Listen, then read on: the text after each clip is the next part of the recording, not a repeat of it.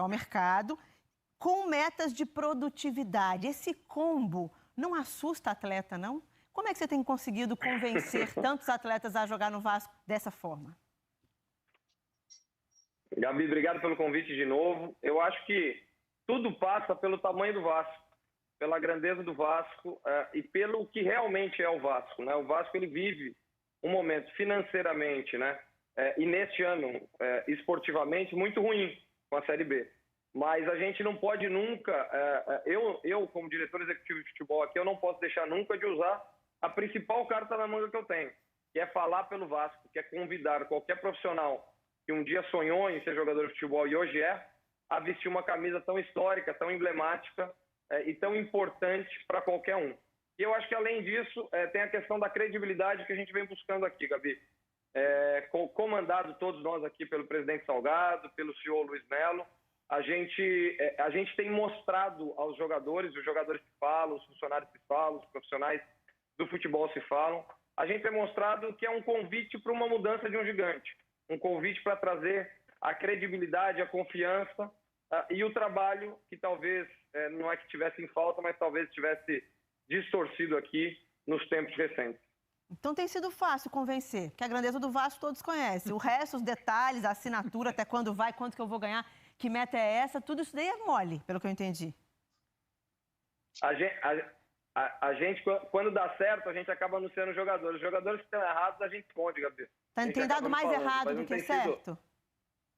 Não, tem dado mais certo do que errado. Tem dado mais certo do que errado. Então tá bom.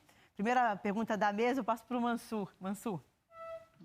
Boa tarde, Pássaro, tudo bem? Prazer falar com você. Uma das grandes questões de um time grande quando ele cai para a Série B é que muitas vezes ele precisa operar, não vamos dizer, numa prateleira de jogadores de mercado que até o clube, como cultura interna, ele não está habituado a buscar, né? Você precisa buscar muitas vezes um outro perfil de jogador. E se a gente observar aqui no Rio, Vasco e Botafogo, que foram dois times que caíram para a Série B na mesma temporada, você tem perfis de contratação muito diferentes, né? O Botafogo apostou mais em jogadores que vêm se projetando agora, que tem até um hábito de disputa de série, uma trajetória de disputa de Série B, que estão se projetando no mercado. O Vasco optou por jogadores que, em algum momento da carreira, por vezes nem tão distante, às vezes mais recente, tiveram já o que pode ser entendido como seu auge, tem um potencial técnico reconhecido, mas nos últimos meses, vamos dizer, já não tinham performance, desempenho à altura do auge das suas carreiras. O que norteou vocês na definição desse perfil de reforço? Mansur, boa tarde novamente, prazer falar contigo. De verdade, o que a gente tem apostado aqui é encontrar perfil de jogador que combine com o que a gente precisa nesse momento. O que o Vasco precisa nesse momento? Se reorganizar, se reerguer e voltar a ter a credibilidade da comunidade do futebol, seja ela a regional, a estadual, a nacional, a internacional. E quando a gente convida jogadores, né, quando a gente vai atrás de perfil de jogadores, como, por exemplo, do Zeca, que foi um campeão olímpico, um jogador aí que foi falado em grandes mercados europeus no seu momento no Santos, e apresenta o projeto para ele, eu tenho certeza que o que ele vê do outro lado é exatamente o projeto que casa para ele. Talvez estes jogadores que ao longo do tempo recente, como você disse, não tenham conseguido continuar naquele rendimento esperado, talvez tenha sido um desalinhamento de expectativa e de projetos. Às vezes o clube, ou o momento, ou a torcida que estavam, exigia mais do que ele naquele momento poderia entregar. Então a nossa ideia é a gente achar jogadores que estejam na mesma prateleira que a gente, no mesmo patamar e com esse ambiente nosso de homogêneo, onde o Vasco quer se recuperar, o Zeca quer se recuperar, e para isso o Zeca precisa do Vasco e o Vasco precisa do Zeca, e assim, usando o exemplo do Zeca, mas todos os outros jogadores, a gente acredita, isso só no fim do ano que a gente vai conseguir responder com uma assertividade, uma certeza maior, mas a gente acredita que nós vamos ter um sucesso maior. Muito bem. PC? Boa tarde, Pássaro. Você vem de uma nova geração de executivos do futebol brasileiro, e certamente uma geração que não vai se deixar contaminar por hábitos antigos, penso eu, de outros executivos do futebol brasileiro mais rodados. Seu último trabalho, o técnico Fernando Diniz, ficou mais de um ano no cargo. E agora você está num clube que na última temporada teve 4 treinadores. Começou com o Abel, passou pelo Ramon, depois teve o Ricardo Sapinto e terminou com o Vanderlei. Os clubes de futebol, o humor está muito ligado a resultados. Como esse Vasco, que começa a temporada pandêmica, segunda temporada pandêmica do futebol, dando sinais de animação para o seu torcedor, como você vai blindar no momento de turbulência? Que de repente surge aquele dirigente de modos antigos que diz: temos que mandar o técnico embora, manda esse jogador. Como fazer, você que é um executivo da nova geração, como fazer para blindar esse momento e dizer: não, peraí, agora não. Como fazer isso? PC, obrigado pela pergunta. Na verdade, você está coberto de razão, né? Eu costumo falar aqui nas minhas coletivas e internamente aqui para o nosso grupo de trabalho que nós vamos passar por momentos turbulentos. Não existe nenhum cenário, nem no Vasco, eu imagino que nenhum outro time brasileiro mundial, onde você consiga passar uma temporada que você não tenha uma pequena turbulência que seja. Então nós vamos passar e nós vamos estar preparados para isso. E eu acho que o grande, eu acho que a minha, né, e a nossa, né, a minha e do meu grupo de trabalho, desafio para que esse tipo de episódio não aconteça é a gente dividir a todo momento com o presidente, com os vice-presidentes, com o CEO e com as pessoas de outras áreas, tudo que tem sido feito no futebol. Para que quando vem essa turbulência não vire uma grande onda de achismos. E eu acho que isso está errado, deveria ter jogado com esse. Que todas as pessoas dentro do clube, nesse mesmo projeto, entendam por que está jogando o jogador A e não B.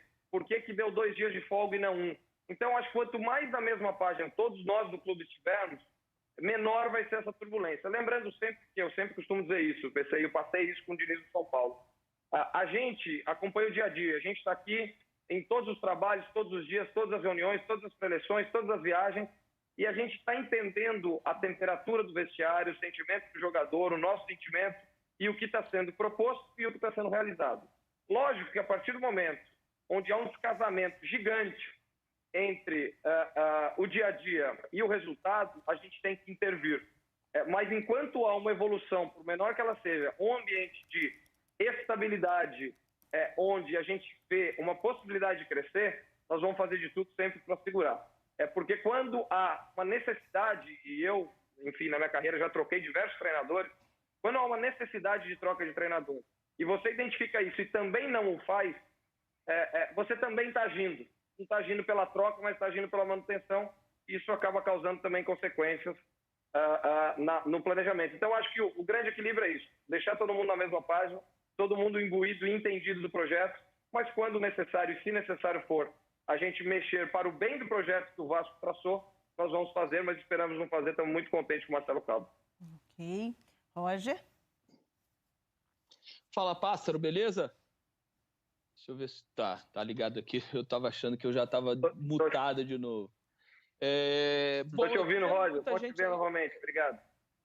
Beleza. Estou vendo aí todo mundo bastante satisfeito com esse início de temporada do Vasco, falando bem das contratações e tal. Mas se a gente for analisar friamente, o Vasco passou 2 fases na Copa do Brasil, contra a Caldense e contra a Tombense. Contra a Caldense até sofreu um pouquinho mais. Contra a Tombense no finalzinho também a Tombense diminuiu e o Vasco passou um sufoquinho no final.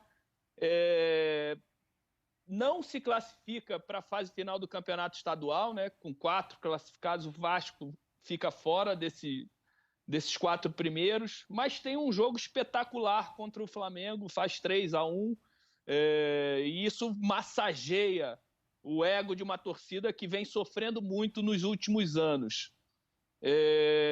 Qual é a interpretação de vocês realmente até o momento? Da onde esse grupo pode chegar? Eu sou daqueles que acho que o grupo nunca está fechado, né? Principalmente com uma camisa do Vasco, que você tem oportunidades a todo momento. Mas hoje, o pensamento de vocês em relação ao grupo, o que ele pode entregar? É um grupo já confiável? É um grupo que precisa ainda de reforços? Ou é um grupo que pode ainda oscilar muito, como tem oscilado ainda nesse início de temporada? Roger, na verdade a gente entende que nós estamos no estágio inicial de trabalho, né? Se a gente pensar que nós estamos trabalhando há praticamente 45 dias, não tem como ser um estágio intermediário ou avançado. O que sim a gente sente é que passar de fase na Copa do Brasil, ainda que tenha sido ali num aperto, como você disse, principalmente no primeiro jogo, ali no sufoco no final do jogo, e também a vitória num clássico contra o Flamengo, que não acontecia há bastante tempo, ele acelera o nosso processo, né? Então, essas oportunidades que a gente tem de acelerar o nosso processo para que a gente deixe o time cada vez mais confiável e cada vez mais pronto, a gente tem que utilizar e a gente tem utilizado. A eliminação do Campeonato Estadual nunca foi desejada, mas sempre foi aventada. A gente sabia que esse era um dos riscos que a gente podia correr. Então, a gente preferiu correr esse risco, jogando praticamente nenhuma vez no Campeonato Carioca com a mesma escalação, para que a gente pudesse exatamente, nos episódios mais importantes que a gente traçou, as 2 fases da Copa do Brasil e os 3 clássicos, onde a gente ganhou um, empatou os 2, que eu acho que nos dá muito mais essa temperatura, né? Serve muito mais como um termômetro do nosso time, dessa pergunta que você fez, do que os outros jogos do Campeonato Carioca, a gente acabou tendo um desempenho bom. Concordo contigo que a equipe não está fechada e não pode estar, mas eu acho que hoje ela está estruturada. Eu acho que os pontos principais que a gente, assim que eu cheguei em janeiro e pouca coisa eu fiz até fevereiro, eu identifiquei e a gente identificou como um time pouco competitivo. Eu acho que hoje o Vasco ele já tem uma cara, conceitos e performance de time competitivo. Se essa competitividade vai nos levar muito longe ou nem tanto, é o que nós vamos continuar analisando, e se a performance não for a desejada ou a necessária, nós vamos sempre ou trazer peças ou mudar de trabalho. Mas eu acho que a grande chave que a gente conseguiu virar em tão pouco tempo, nós tivemos 8 dias de descanso entre o fim de uma temporada e outra, porque nós jogamos 2 jogos sub-20, caso contrário, nem esses 8 jogos a gente teria, foi dar a esse time, dar ao Vasco uma competitividade que hoje é necessária para a disputa de qualquer competição, seja o Campeonato Carioca ou seja um Campeonato Brasileiro, Série A, Série B. A gente precisa saber competir. E o Vasco, se a gente pegar os últimos anos lutando sempre para não cair, Roger, era um sintoma claro e evidente de que o Vasco não estava sabendo jogar a competição, não estava sabendo competir. Então, o nosso esforço aqui vai ser para que a gente continue aumentando essa competitividade e a gente saiba, como o Vasco sempre soube, competir e jogar as competições que a gente vai ter pela frente.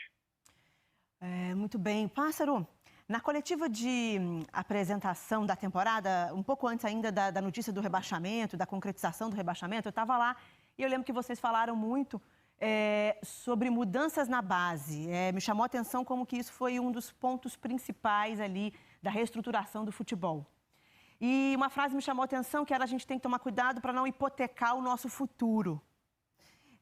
Na mesma hora eu pensei o seguinte: o Vasco já hipotecou o presente. Foi até uma pergunta que eu fiz para vocês, né? O que fazer para mudar os processos para que o presente não seja hipotecado como foi? Estou falando de saídas de Paulinho por valores que não deixaram tanto para o Vasco quanto poderia e nem o atleta em campo. Estou falando, de repente, de Tales, se chega uma proposta e o clube está financeiramente conturbado e tal. Que mudanças desde então vocês já fizeram, já que esse é um pilar dito como um pilar da gestão? Mudanças na base, que procedimentos podem ser alterados e para que o Vasco, e não pessoas que sempre ajudaram o clube, sejam os verdadeiros credores dessa base? Perfeito, Gabi. Na verdade, a base, o trabalho hoje na base, comandado pelo Carlos Brasil, ele é excelente. E eu já conheci o trabalho do Carlos Brasil e da base do Vasco de fora, quando eu estava no São Paulo ou em outros clubes, mas aqui chegando e vendo todas as dificuldades que a base do Vasco hoje enfrenta, é um trabalho ainda melhor. Eu ainda acredito como ainda melhor e por isso dou os parabéns para o Brasil e para toda a equipe. Mas eu acho que o que a gente precisava mudar e vem mudando é o planejamento e a estrutura, principalmente contratual, dos jogadores que chegam ou que fazem contrato na base e assim por diante. Vou te dar um exemplo. Antes aqui, se a gente ia firmar o primeiro contrato com o Tales, quando o Tales tinha lá seus 16 anos, a gente tinha um único contrato, que é um formulário padrão da CBF, onde ali a gente botava tudo. Talvez na negociação do Tales, o clube e nós estamos fazendo isso a partir dos contratos de 2021. É natural que os contratos assinados anteriormente, que não respeitavam ainda essa nova estrutura, eles ainda regem da lei passada. Alguns a gente da regra passada. Alguns a gente tem conseguido chamar para um acordo, refazer, renegociar, ajustar de alguma forma. Outros não. Então, nós vamos mudar, nós vamos mexer nessa forma de trabalhar, principalmente os negócios da base, nem tanto a parte esportiva da base, que a gente está muito satisfeito. Mas isso vai levar um tempo e eu acho que as pessoas vão começar a ver alguns negócios sendo feitos de uma forma nova e outros negócios ainda submetidos àqueles contratos e regras que existiam até então. Tudo bem. O PC ainda tem uma pergunta? Sim, Pássaro, como eu falei anteriormente, o mundo está indo para a sua segunda temporada, seu segundo ano pandêmico, e isso, evidentemente, tem reflexos na economia. Hoje em dia, olhando para o mercado, é melhor contratar jogadores que atuam no Brasil ou sair pelo continente? Aí eu estou falando do ponto de vista econômico, combinar economia com técnica, porque às vezes eu tenho a impressão que no Brasil, especialmente no futebol, em algumas cabeças, agem como se não houvesse uma pandemia, ou então que a pandemia não impactasse economicamente na vida dos clubes, ela impacta em tudo. Então eu queria saber de você, como um conhecedor e ativo nesse mercado, por executivo que se hoje é mais negócio procurar jogadores no mercado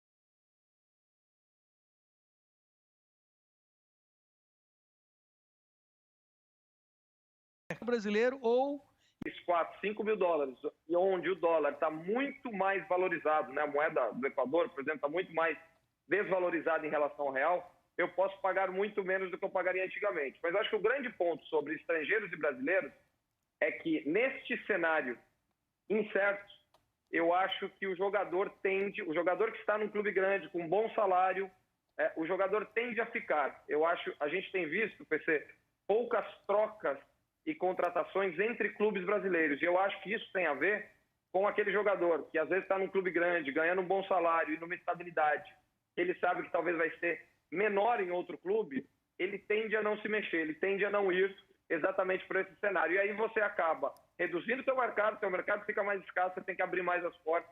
E aí é natural que o primeiro mercado para os clubes brasileiros seja o mercado sul-americano. Lembrando sempre que jogadores sul-americanos você só vê quando chega, diferentemente de brasileiros que você pode tirar referências, um treinador que já trabalhou, um fisioterapeuta, um fisiologista, um parceiro de clube, e quando você traz esses jogadores de fora, aí você vai experimentar tudo aquilo que os nossos brasileiros às vezes sofrem na Europa. Ele vai se acostumar com o clima, com a comida, com o povo, com a pressão e com tudo isso. Então, eu acho que é exatamente por esse cenário. E aí você acaba reduzindo o seu mercado fica mais escasso, você tem que abrir mais as portas, e aí é natural que o primeiro mercado para os clubes brasileiros seja o mercado sul-americano. Lembrando sempre que jogadores sul-americanos você só vê quando chega, diferentemente de brasileiros que você pode tirar referências, um treinador que já trabalhou, um fisioterapeuta, um fisiologista, um parceiro de clube, e quando você traz esses jogadores de fora, aí você vai experimentar tudo aquilo que os nossos brasileiros às vezes sofrem na Europa. Ele vai se acostumar com o clima, com a comida, com o povo, com a pressão e com tudo isso. Então, eu acho que esse pacote é o que rege aí essas contratações ou não de atletas estrangeiros. Muito bem, olha, daqui a pouquinho vai ter sorteio ao vivo da Copa do Brasil, da próxima fase, ao vivo aqui. Eu passo para o Mansur enquanto isso. Pássaro, uma curiosidade que eu tenho, essa é a segunda temporada no futebol brasileiro em que o time grande cai sem uma manutenção de cotas de TV, e isso cria um impacto gigantesco em termos de orçamento, de receitas para a temporada. Se, por um lado, isso equilibra, entre aspas, mais a disputa da Série B, ou seja, os grandes caem mais próximos da realidade dos seus demais oponentes na segunda divisão nacional, isso cria também uma diferença de perspectiva futura para um planejamento de longo prazo de um clube como o Vasco, por exemplo, enorme, porque você tem muito menos noção de em que terreno você vai pisar na temporada que vem. Diante disso, se você me corrige se eu estiver errado, todas as contratações do Vasco até agora foram para esta temporada. Você contratou jogadores até dezembro, até o fim dessa temporada. Você tem outras situações, por exemplo, como o Cano, que é uma renovação de contrato que você vai precisar fazer ao longo desse ano, talvez sem saber o que você pode oferecer para ele, porque você não sabe qual a realidade do Vasco para o ano que vem. O quanto hoje essa estrutura, essa diferença de receitas no futebol brasileiro